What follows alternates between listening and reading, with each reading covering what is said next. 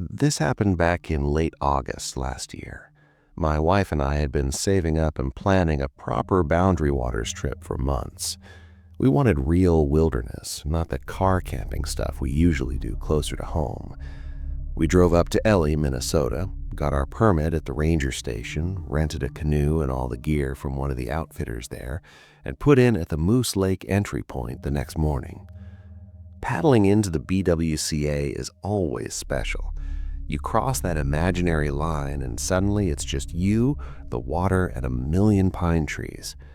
We did a few short portages and made it to Knife Lake by mid-afternoon. Knife Lake is big, with a ton of arms and islands, but we had our eye on a specific campsite on the south arm the outfitter recommended. Said it had a nice rocky landing, good tent pads, and a solid steel fire grate. We found it without much trouble. It was perfect. Tall red pines all around, a little pebble beach, and that classic BWCA steel grate sitting in the middle of a cleared area. We set up the tent on one of the pads, hung our food pack way up on the bear rope, and started gathering wood. Only dead stuff on the ground, wrist thick or smaller, like the rules say. By evening, we had a nice steady fire going. Nothing crazy, just a good steady blaze. We cooked some foil packets with fish we'd caught earlier, drank a couple of beers we'd packed in, and listened to the loons calling across the lake. It was one of those perfect, quiet nights you dream about. We let the fire burn down a bit before bed, stirred the coals like you're supposed to, and crawled into the tent around 10:30. The forecast mentioned possible showers, but nothing serious. Sometime around midnight, the rain started. Not just drizzle, full-on pouring rain with thunder rumbling in the distance, the kind that makes you glad you have a good tent. It got louder and heavier, drumming on the rain fly so hard it almost drowned out everything else. We both slept pretty well considering. The white noise was actually nice after the long day of paddling. I woke up a little before 6, still darkish, rain still coming down steady, but something felt off. I could hear crackling, like wood popping in a fire. At first I thought it was just in my head or maybe the rain hitting something. Then I smelled smoke, real wood smoke, strong and fresh. I unzipped the tent door and stuck my head out. The fire was going. Not just smoldering coals, actual flames, maybe 1.5 feet high, dancing in the steel grate. The rain was still hammering down, water sheeting off the trees, puddles everywhere. But there was our fire, alive and healthy, like someone had just fed it 15 minutes ago. I woke my wife up. She thought I was messing with her at first until she looked. We both just sat there in the tent entrance in our rain jackets, staring. The fire should have been dead, completely soaked and cold after 9 straight hours of heavy rain. Instead, it looked like it had been tended all night. We got out and walked over to the grate. The bottom had a bed of orange coals. On top were several fresh small logs and sticks, dry on the ends, stacked in a way that let air flow underneath. Some of the pieces had clean breaks that looked recent, the kind you make by stepping on them or snapping them over your knee. Definitely not the half-burned stuff we'd left the night before. That's when the weird feeling really hit me. I started looking around the campsite more carefully. The ground was saturated, so footprints would show. Sure enough, there were a few faint impressions in the pine needles and mud near the fire grate. Not ours. We'd been barefoot or camp shoes right by the tent. These came from the tree line, circled the fire a few times, and went back into the woods.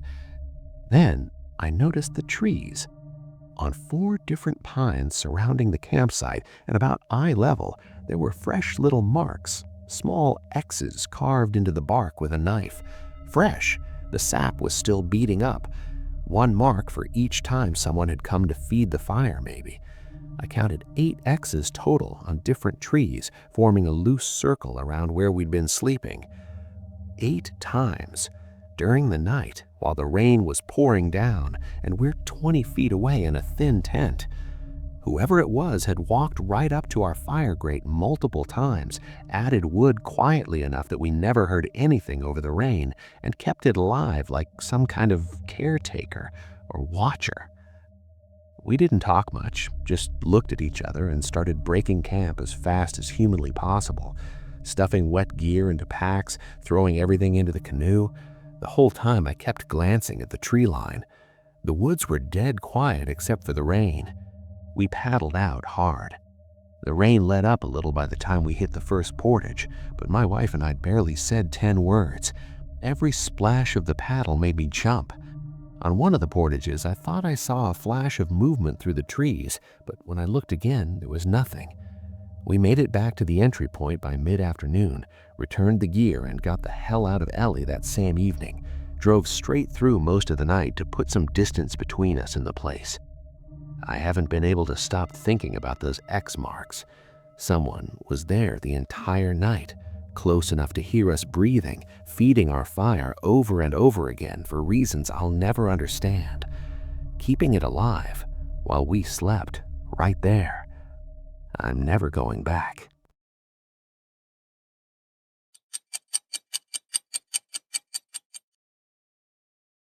Look, I'm not the kind of guy who scares easily. I've been camping since I was 7 years old. Done the Appalachian Trail, spent weeks in the Rockies, even did a solo trip through the Boundary Waters. So when my buddy bailed on our annual October camping trip at the last minute, I didn't think twice about going alone to Copper Lake. Should have thought twice. The ranger station was closed when I got there Friday afternoon, which was weird but not unheard of for late season. I signed the trail register, just my name in a sea of empty boxes going back 2 weeks, and headed in. The hike was only 4 miles, but the trail felt off somehow. Too quiet. No birds, no squirrels rustling in the underbrush. Just the sound of my boots on the packed dirt and my own breathing. I got to the lake around 5, with maybe an hour of good light left. There were 3 established campsites around the shoreline. I picked the middle one, set up my tent, got a fire going, standard stuff. The lake was like glass, perfectly still, reflecting the pine trees in the darkening sky. Beautiful, isolated. I was the only person out there. That's what I thought, anyway. I made dinner, just ramen and some jerky, and sat by the fire as darkness settled in. That's when I noticed my phone had no signal, not even 1 bar. Expected, but still, made me feel the isolation more acutely. I tried to read for a bit by headlamp, but I couldn't focus. Something felt wrong. The silence was too complete. Even the fire seemed quieter than it should be, like the woods was swallowing the sound. Around 10, I doused the fire and got into my tent. I'm a light sleeper anyway, and camping always makes me more alert. But that night, I couldn't settle. Every few minutes, I'd hear something, not footsteps. I know what footsteps sound like on leaves and twigs. This was different. A faint rustling, a soft scraping sound, and nothing for long stretches. At 2:47 a.m., I checked my phone for the time. I heard my bear bag being lowered. I'd hung it properly, 20 feet up and 10 feet from the trunk with a good knot. There's no way it fell on its own. I lay there in my sleeping bag, heart pounding, listening to the unmistakable sound of my dry bag being unzipped. Someone was going through my food. Here's the thing about bear country. You make noise, you shout, you make yourself big. But I didn't hear any animal sounds. No huffing, no grunting, no claws on bark. Just the careful, deliberate sound of my bag being searched. I couldn't see anything through my tent walls. I grabbed my knife and slowly, quietly unzipped my tent just enough to peek out. The moonlight was bright enough that I could see the clearing. My bear bag was on the ground, and someone was crouched over it, methodically going through my supplies. They wore dark clothes, and they moved with this weird, jerky precision, not looking around, not worried about being caught, just searching. I must have made a sound. Maybe I gasped, I don't know, but their heads snapped toward my tent. But they didn't run. They just stared. I couldn't make out their face in the shadows, but I could feel them looking at me for what felt like forever, but was probably only 10 seconds. Then they stood up, slowly, too slowly, and walked backward into the tree line, not turning around, just walking backward, still facing my tent, until the darkness swallowed them completely. I didn't sleep. I sat in my tent with my knife in my hand, listening. Nothing. No more sounds. Just that oppressive, suffocating silence.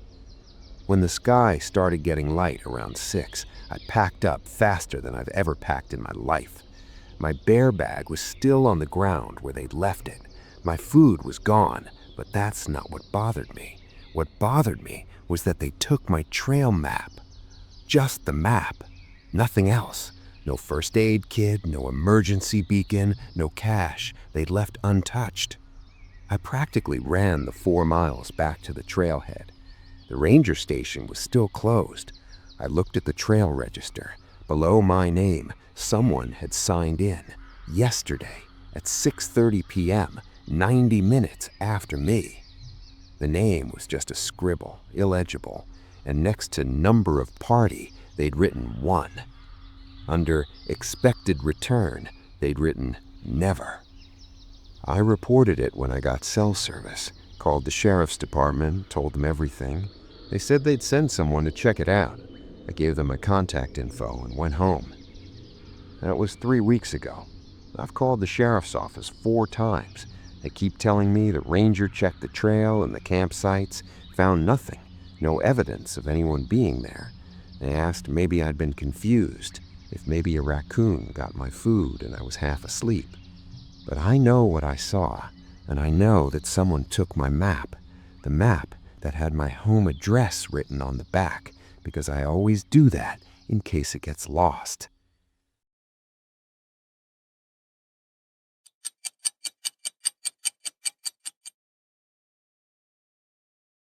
I don't usually post on here, but after what happened last summer, I can't keep it bottled up anymore. I grew up in Pennsylvania, and camping was always my thing. I'd go with friends, sometimes alone, just to clear my head. I thought I knew the woods. I thought I knew how to stay safe. Turns out I didn't know a damn thing. It was late July when my buddy Eric and I decided to camp at Pine Hollow, a state forest about an hour outside town. It wasn't an official campground, more like a patch of land people used when they wanted to avoid fees. We'd been there before, and it always felt quiet, almost too quiet. That night, we wanted the isolation, just us, a fire, and the sound of crickets. We parked at the trailhead around dusk and hiked in with our gear. The air was heavy, humid, the kind of summer night where sweat sticks to your shirt even if you're standing still. We set up the tent, gathered wood, and got a fire going. By the time the stars came out, we were sitting on camp chairs, drinking cheap beer, talking about nothing. Around midnight, Eric said he heard something. Not an animal, not the usual rustling. It was footsteps, slow, deliberate, crunching leaves. I laughed it off. Probably another camper, maybe a deer. But Eric wasn't laughing. He kept staring into the dark tree line, his face pale in the firelight. "Dude," he whispered, "they stopped." I listened. He was right. The sound had stopped, just beyond the reach of the fire's glow. I stood up, called out, "Hello? Someone out there?" Nothing, just silence. The woods swallowed my voice. We sat back down, trying to shake it off, but the mood had changed. Every crack of a branch made us jump. Eventually, Eric suggested we put out the fire and crash in the tent. I didn't argue. We zipped ourselves in, the nylon walls suddenly feeling way too thin. I don't know how long I lay there before I heard it again. Footsteps, this time circling the tent. Slow, careful, like whoever it was didn't want to be heard. My heart hammered so hard I thought it might give me away. Eric grabbed my arm, his nails digging into my skin. We didn't say a word, just listened. The steps stopped right at the entrance of the tent. I swear I saw the shadow of someone standing there, tall and still. Then the zipper moved, just a twitch, like someone testing it. Eric shouted, "Get the hell out of here!" His voice cracked, but it was loud enough to echo. The shadow froze. Then the steps retreated, fading into the woods. We didn't sleep, not a second. At first light, we packed up and bolted. The trail back to the car felt endless.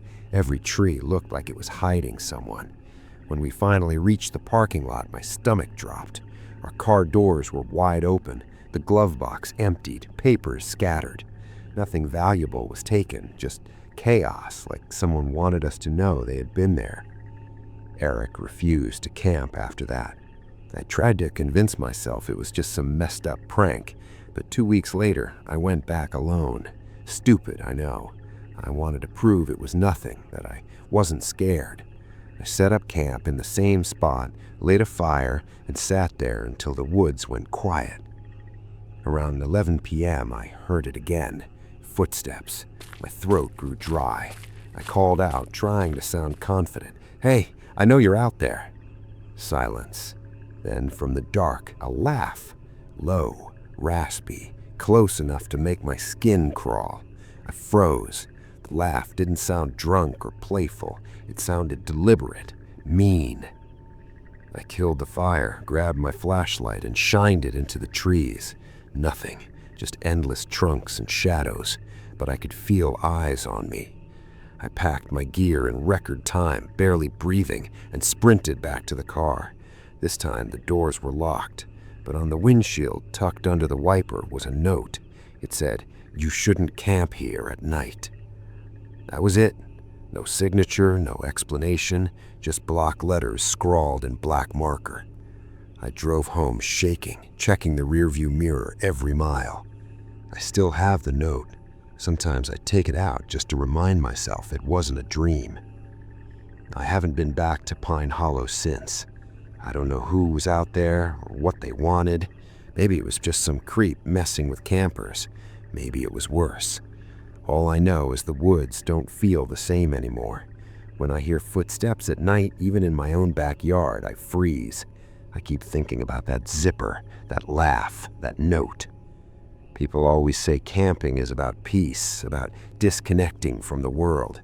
But out there in the dark, you're more vulnerable than you'll ever be. No locks, no walls, no neighbors, just thin nylon, and the hope that whoever's watching decides to leave you alone.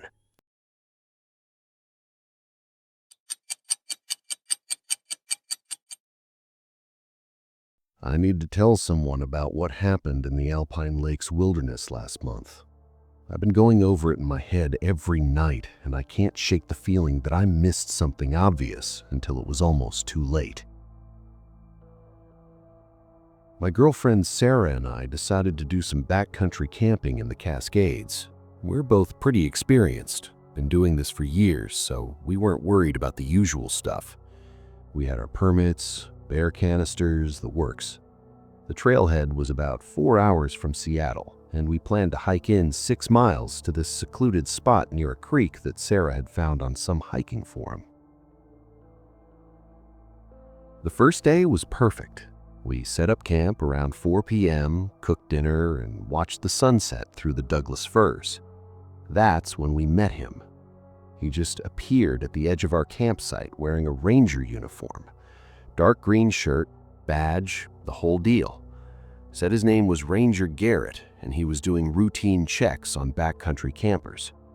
He looked the part, maybe late 40s, weathered face, military-style haircut. He asked to see our permits, which we showed him. Then he started asking questions. Where were we from? How long were we staying? Did we have a vehicle at the trailhead? What kind? What color? License plate number. That last one struck me as odd, but Sarah whispered that they probably needed it for their records or something. I gave it to him, He wrote everything down in this little notebook with this weird, intense focus. Then he told us to have a good night and disappeared back into the woods. That was thorough, Sarah said.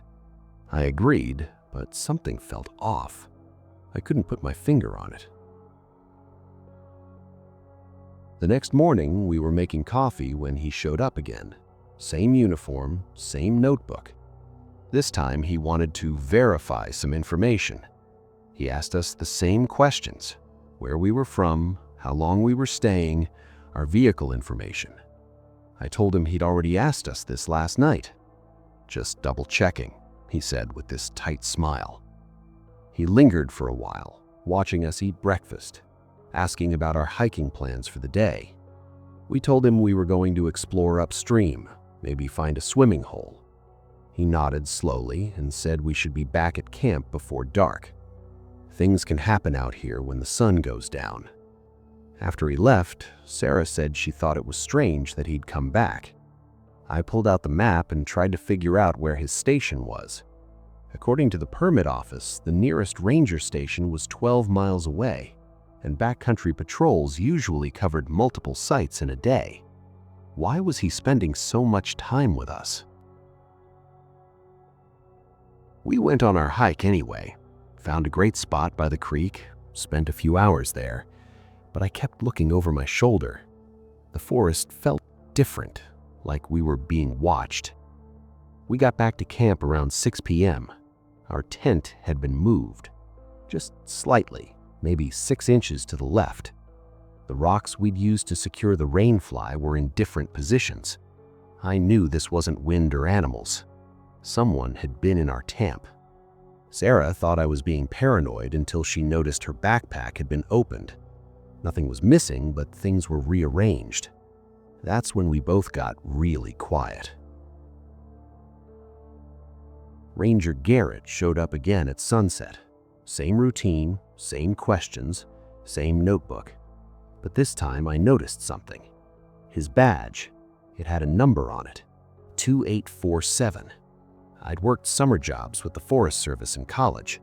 Ranger badges in this region were 4 digits starting with 3 or 4, and his name tape looked wrong, like it had been printed on a home printer and sewn on.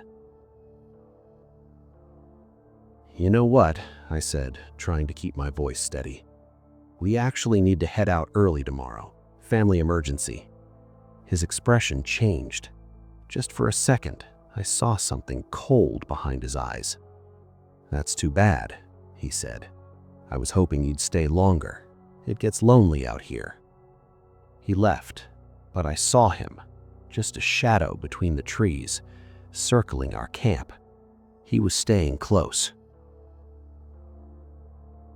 We didn't sleep. We packed everything by flashlight, trying to be quiet. Around 2 a.m., we heard footsteps outside the tent. Heavy, deliberate steps, walking around and around. Then his voice, soft and casual. "You folks still awake in there?" We didn't answer. The footsteps continued for another hour. At first light, we grabbed our packs and started hiking out, fast. We didn't see him on the trail, but twice I heard branches breaking parallel to the path, like someone was pacing us through the trees. We made it to the parking lot in 3 hours, record time. Our car was there, untouched, but there was a note under the windshield wiper, written in the same handwriting from that notebook. "Safe travels. Hope to see you again soon." When we got to the real ranger station, we reported everything. The ranger on duty, a woman named Chen, went pale when we described Ranger Garrett. She pulled up photos on her computer.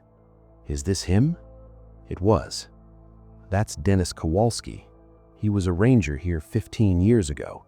Lost his job after some campers complained about him showing up at their sites repeatedly, asking invasive questions. Last anyone heard, he moved to Idaho." "He's still out there," I said. She made some calls. They sent a team out, but they never found him. No camp, no vehicle at any trailhead. Nothing. I looked up Dennis Kowalski when we got home. Found an old news article from 2008. He'd been questioned in connection with a missing hiker case, a solo backpacker who disappeared near that same area. They never found the body. The investigation went cold. We never went back to Alpine Lakes. I can't stop thinking about that note, though. And sometimes, late at night, I wonder if he wrote down our home address, too. He had asked an awful lot of questions.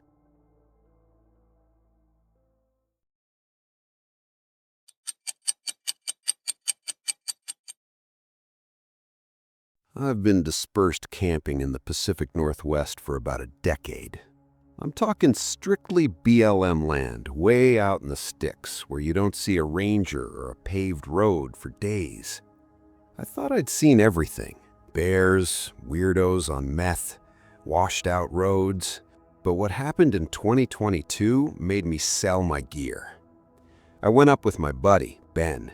We were looking for a spot off a service road near the Mount Hood area, trying to get away from the weekend warriors. We drove the truck about 5 miles down this gravel track until it turned into dirt, and another 2 miles until the brush got too thick. That's when we found the spot. It was weirdly perfect. You know how usually you have to clear away rocks or deal with a slight slope? This clearing was dead flat. The fire ring wasn't just a pile of rocks, it was dug out perfectly, lined with smooth river stones that must have been hauled up from the creek a mile away. There was even a stack of firewood, split and seasoned, sitting under a heavy-duty tarp. "Dude, did we just steal someone's reservation?" Ben joked, cracking a beer. "It's public land," I said, though I felt a little prickle on the back of my neck. First come, first served. Maybe some Boy Scouts prepped it and bailed. We set up camp. We were feeling good. We cooked some burgers, drank a few IPAs, and just listened to the silence. Around 10 p.m., the wind died down. It got dead quiet. That heavy, suffocating silence you only get in deep pine forests. We were sitting by the fire when I heard it. Static. It was faint but distinct, like a walkie-talkie squelch.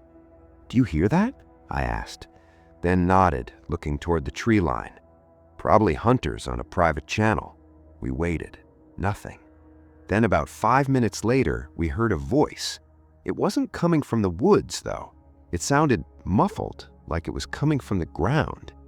"Help me. Please. My leg." It repeated. Same intonation, same cadence. It didn't sound like a person yelling. It sounded like a recording playing in a loop. And it was coming from right behind the woodpile. I grabbed my hatchet. Ben grabbed a heavy flashlight. We crept over to the woodpile. The voice kept playing, spaced out by exactly 10 seconds of silence. "Help me. Please. My leg." I kicked the stack of wood over. Hidden underneath wasn't a person. It was a black pelican case, half buried in the dirt and covered with pine needles. A wire ran from the case up the back of a fir tree, connected to a small camouflage-painted speaker zip-tied to a branch about 7 feet up. I popped the latches on the case. Inside, there was a car battery and a strange rig, an MP3 player wired into a timer. "This is sick," Ben whispered, scanning the dark woods with his light. "No," I said, my stomach dropping. "It's not a prank, Ben. It's a lure." I looked closer at the rig. There was a second wire running out of the case, snaking under the dirt toward the fire pit. I followed it with my eyes. It ended at a small mound of dirt 5 feet away from where we had been sitting. I went over and kicked the dirt away. It was a lens, a GoPro, hardwired for power, pointed directly at the camp chairs. The little red recording light was on. That's when the realization hit me like a truck. The firewood, the flat ground, the perfect setup. It wasn't a campsite. It was a stage. "Ben, we need to leave now," I said.